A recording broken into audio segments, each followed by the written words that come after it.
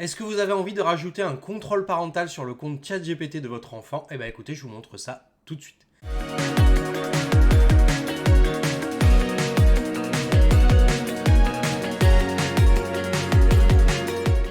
Salut à tous les amis, j'espère que vous allez bien. Alors, j'avais déjà fait une vidéo sur le contrôle parental et notamment sur l'application Family Link de Google. Je vous renvoie à la précédente vidéo qui permettait de contrôler les temps d'accès, etc. et de bloquer ou non des applications. Mais là, on va s'intéresser au cas de ChatGPT qui dispose d'un contrôle parental où en fait vous allez aussi pouvoir gérer les heures de connexion, filtrer le contenu sensible, etc. Vous allez voir, c'est quand même plutôt intéressant. Alors le contrôle parental, je rappelle, hein, disclaimer, chacun fait comme il veut avec ses enfants, hein, effectivement, il n'y a aucun problème.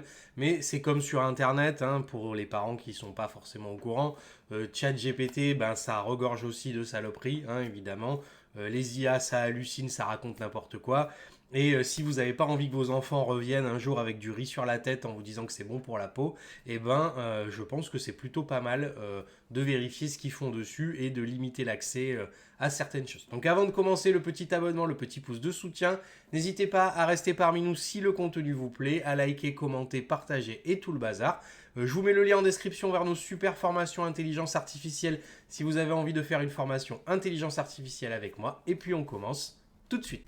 Alors me voilà sur ChatGPT où je vais cliquer du coup en bas là dans les paramètres à cet endroit-là. Alors, maintenant, il va falloir se rendre dans la partie contrôle parental. Alors, pour la blague sur le riz, l'eau de riz, effectivement, c'est très bien. Je parlais, bien sûr, du riz collé directement sur la tête. Ça, c'est pas vraiment une bonne idée.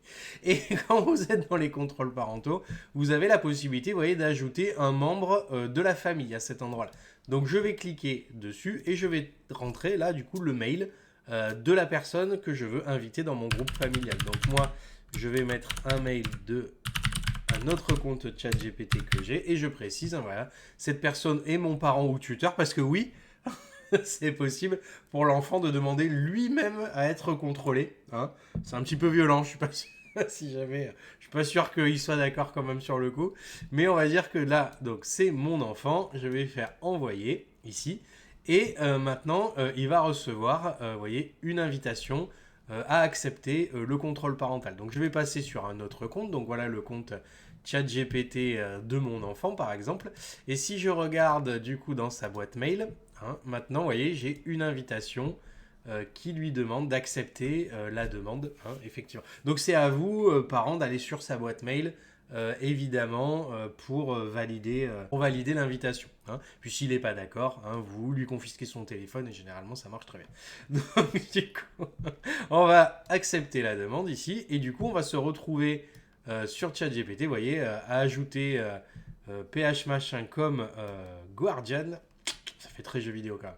Donc allez, je vais faire accepter ici. Donc maintenant que ça a été fait, hein, je vais pouvoir maintenant retourner sur mon compte ChatGPT classique. Hein, je vais actualiser la page. Et vous allez voir que si je retourne dans les contrôles parentaux ici, vous voyez, donc je vais cliquer donc sur mon enfant. Et vous voyez, donc je vais avoir la possibilité de définir plein de paramètres. Donc par exemple les heures de pause. Hein.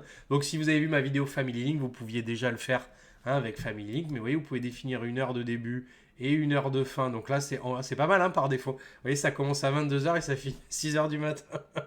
Que la nuit.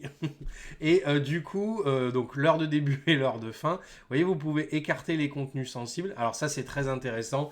Ça va éviter qu'ils tombent, alors même si on n'est jamais à l'abri, hein, de tout, évidemment.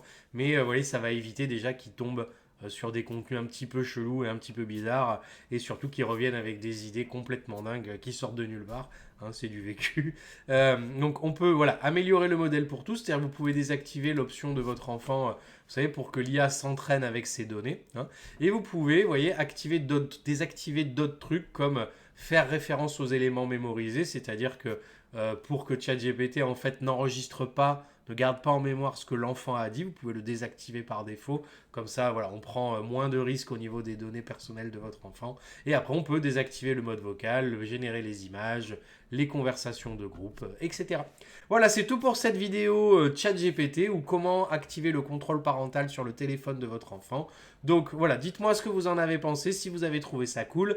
Si jamais le contrôle parental ou la sécurité de vos enfants, c'est quelque chose qui vous tient à cœur ou vous avez envie d'être un peu plus vigilant, je vous remets le lien de ma vidéo vers Family Link où là c'est un peu plus vénère effectivement. Et dites-moi sinon si vous avez trouvé ça cool. Laissez-moi le petit pouce et le petit commentaire. Moi je vais vous souhaiter une bonne fin de journée. À bientôt. Salut!